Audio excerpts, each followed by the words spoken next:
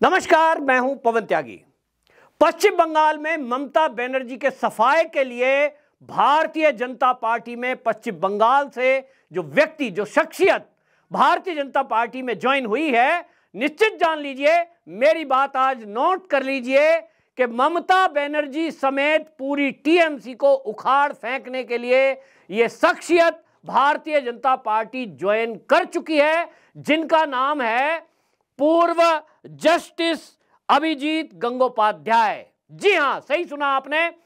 High court के justice जो पूर्व हो गए हैं, वो पूर्व जज अभिजीत गंगोपाध्याय ने भारतीय जनता पार्टी ज्वाइन कर ली है। और इसके साथ ही अब पश्चिम बंगाल में यह तय हो चुका है कि ममता बनर्जी का अब सफाया तय मानिए।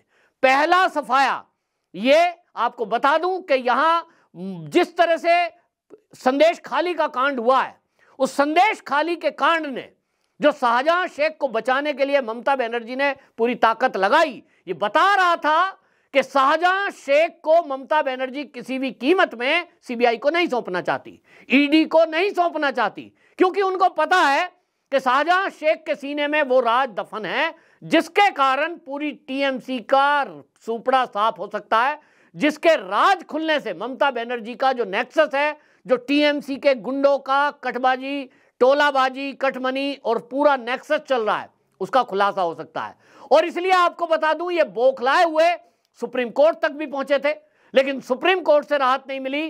अब इसको लेकर के पूरे पश्चिम बंगाल में इस बात की चर्चा है कि जिसने हिंदू महिलाओं के साथ रेप किए, जो ऐसा गुंडा कि जो हिंदू महिलाओं को, छोटी बच्चियों को ढूंढ ढूंढ कर उनके साथ सामूहिक रेप करवाता था, जो बांग्लादेशी घुसपैठियों को पश्चिम बंगाल की धरती पर बसाने का काम कर रहा था, जो अवैध जमीनों पर कब्जे अवैध रूप से कर रहा था, ऐसे व्यक्ति को ममता बनर्जी बचाएगी? आपको मैंने बताया, मैं चुनाव के उस माहौल में पश्चिम बंगाल की धरती पर गया हूं। मैंने महिलाओं के अंदर ममता बनर्जी के लिए वो जुनून देखा है। दीदी शब्द इस्तेमाल किया गया क्योंकि एक परंपरा है कि हमारे यहां बहन है, तो भाई दीदी को आगे बढ़ाना है और कम्युनिस्टों को उखाड़ फेंकना है।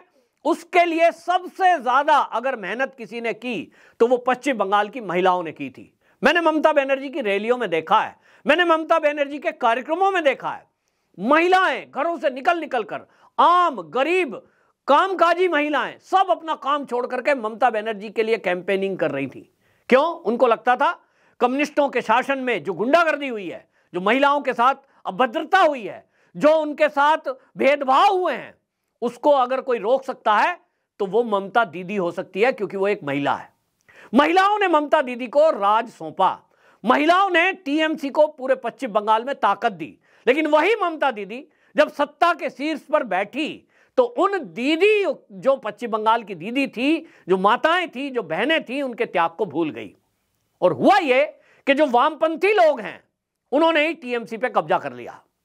आप देखें पश्चिम बंगाल में, और कभी भी कोई टीएमसी का नेता मिले, उससे आप पूछें कि भाई टीएमसी की आइडियोलॉजी क्या है, आपको इसका उत्तर नहीं मिलेगा।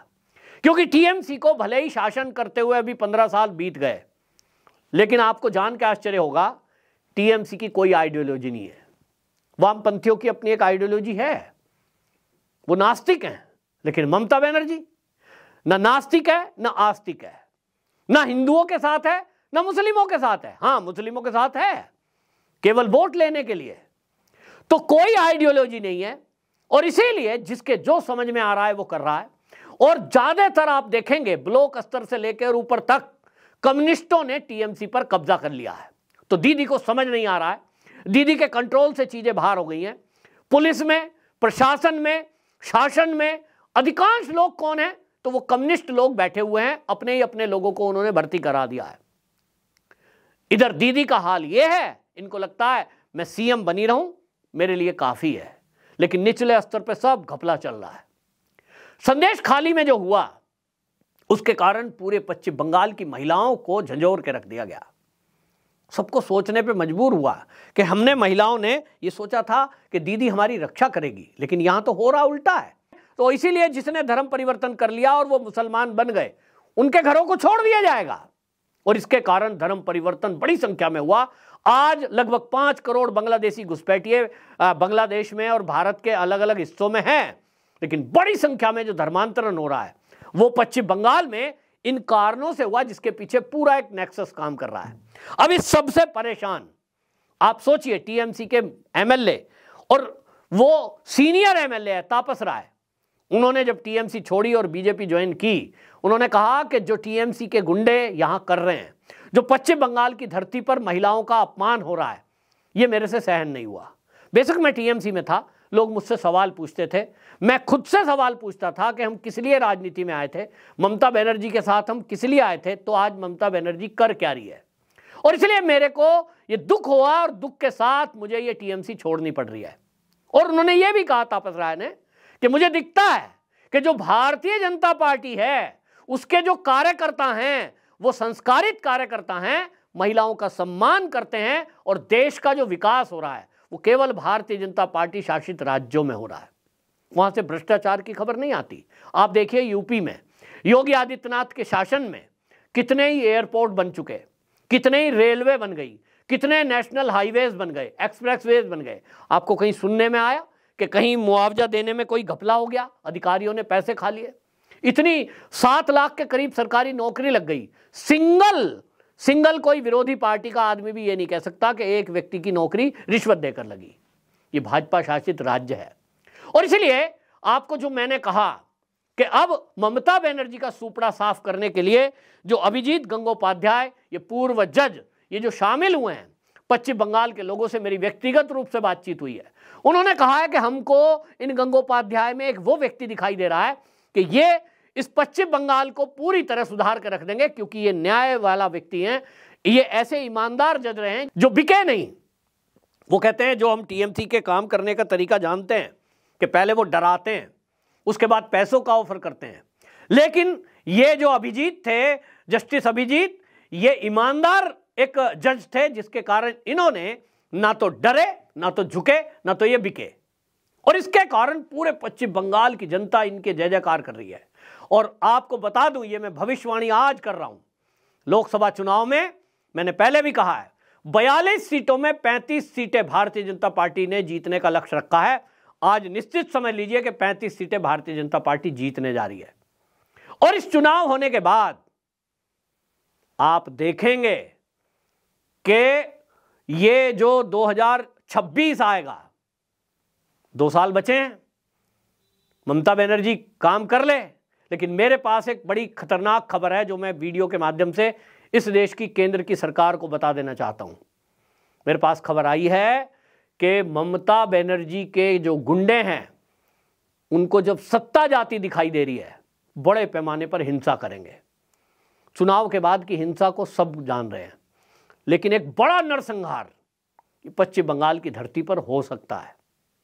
ये नरसंहार ही टीएमसी के सफाई का कारण बनेगा, क्योंकि अभी जिस तरह से संदेश खाली में हमने देखा कि महिलाएं लाठी और डंडे लेकर सड़क पर आ गई अपनी रक्षा के लिए, अपनी इज्जत की रक्षा के लिए, ऐसे ही आम पब्लिक जब उतरेगी तो समझ लीजिए कि टीएमसी के गुंडों की खैर नहीं है, और उसका परिणाम क्या होगा? नरसंहार बड़े पैमाने पर। और यही ममता बनर्जी का अंत होगा।